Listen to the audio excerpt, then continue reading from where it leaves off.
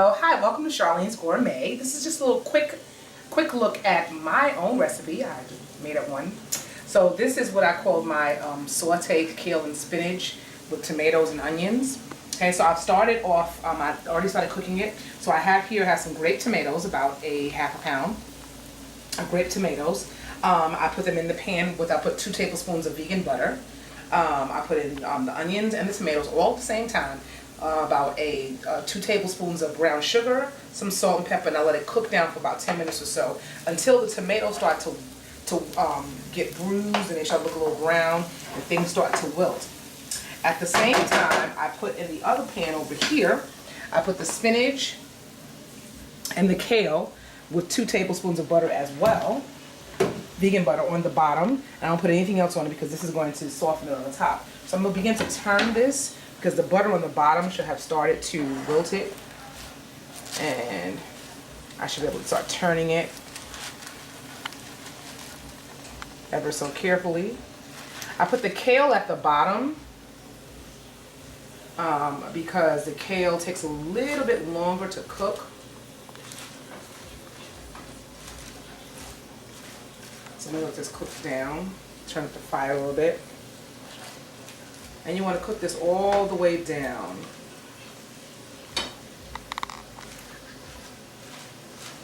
It's starting to wilt around.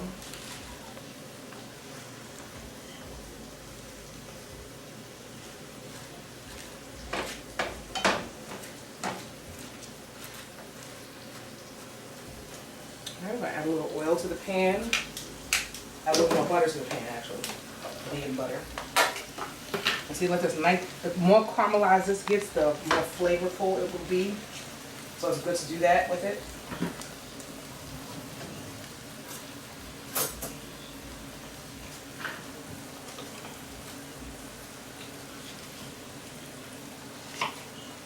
Add a little bit in the top there. Another tablespoon of butter, vegan butter. After we're done with the spinach wilting, we're going to cut this off. I'm going to combine these two, and then we're going to do the hash brown. This is beginning to wilt now. Everything become incorporated here.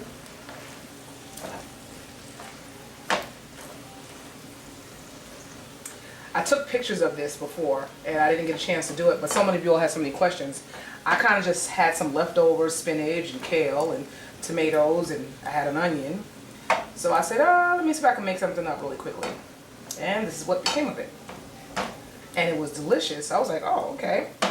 So I put the pictures online, and when people were asking me, well, how do you make it, and what's in it, and da-da-da-da. So I said, okay, let me go ahead and put this together. So we have, this is wilted nice. Let's it down. So what you want to do next, you want to take the caramelized onions and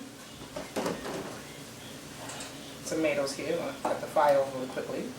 And you're going to put this on the top of that.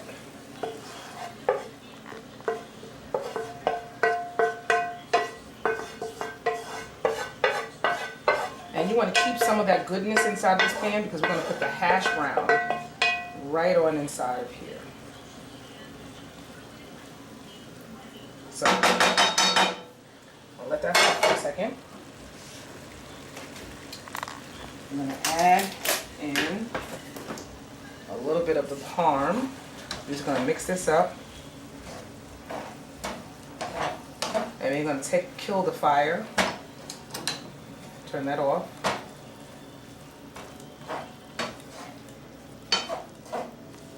And you have your excess liquid in there. I'm going to add in a little parm.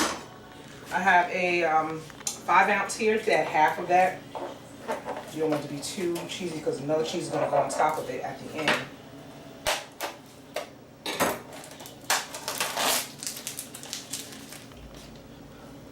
Add a little parm to mix in.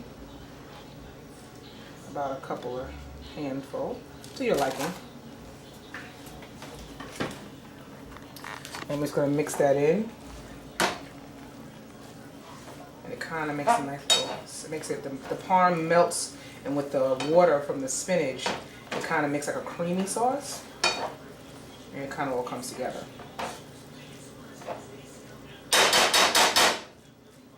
Last thing I'm going to put on top of here is some feta, but I'm going to wait for a second. I want it to kind of cool down some because I don't want the feta to melt. Let that stay here. And meanwhile, we're going to turn the fire back on. A little more of the vegan butter. This is a butter dish, but it's not. I wouldn't do this like with real heavy butter. It'd be too fattening. We don't want this too fattening. Put the fire back on, and this is just plain old Idaho Ore-Ida fries. I'm gonna break this up a little bit.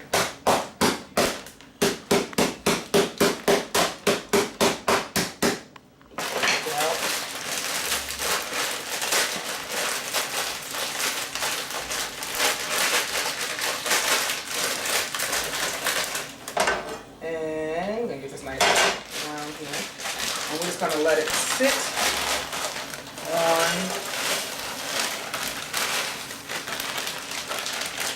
sit down in here all the way. That's aside. And you'll just let it sit until it crusts up. So you don't want to move this. You just want to let it sit. You want this to break up. It's still kind of frozen. And you want it to sit until it's unfrozen. Try to break it up as much as you can.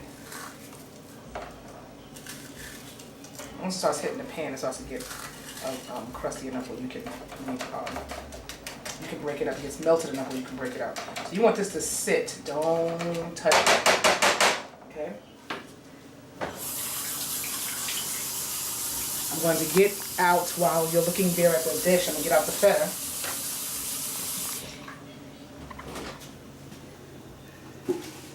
Feta makes everything better.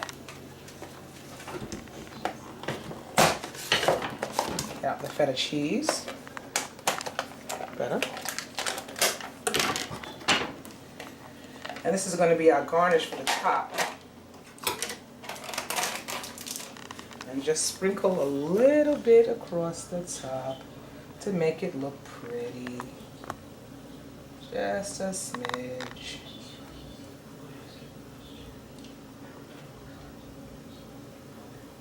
Okay.